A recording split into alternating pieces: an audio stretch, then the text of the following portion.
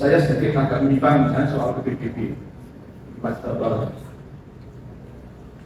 Saya ingat waktu menjadi Mendikbud, saat kita ini itu kita dirisaukan dengan adanya sekolah-sekolah elit negeri atau misalnya saya sekolah.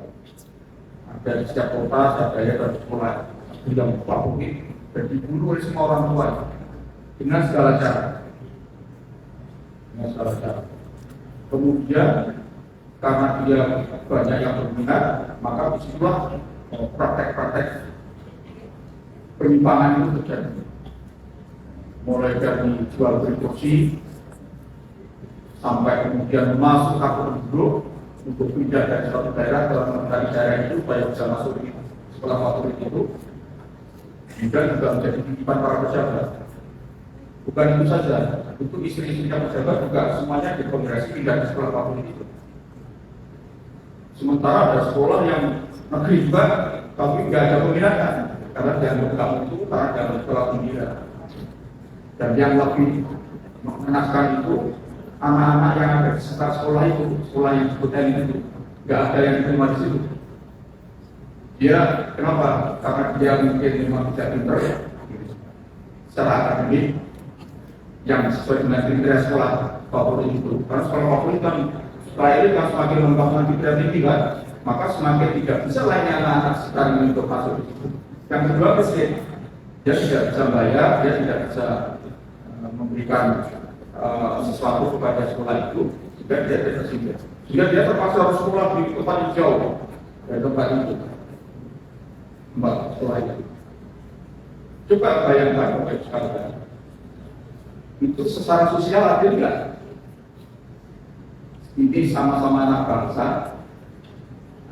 sama-sama anak bangsa, kemudian dia berada di tempat itu, tapi dia tidak bisa menikmati sekolah yang megah itu, dan dia harus pergi jauh.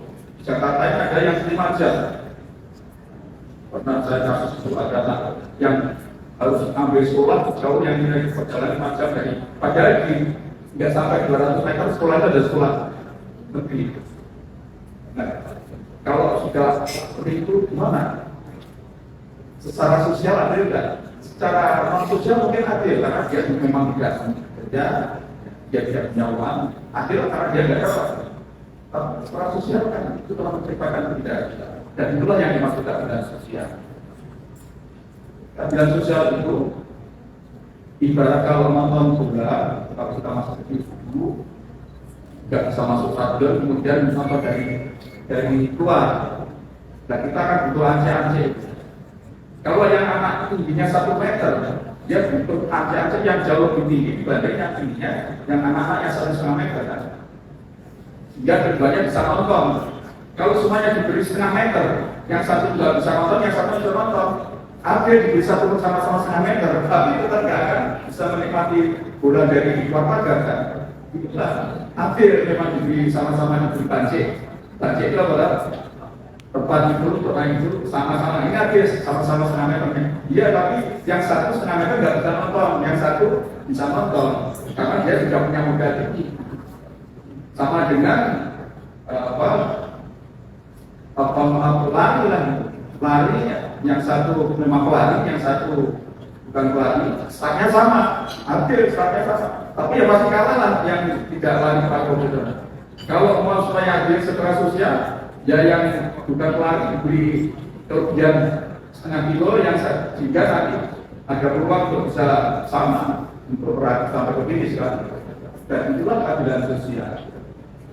Dan ini apakah salah? Ini bukan soal salah atau benar.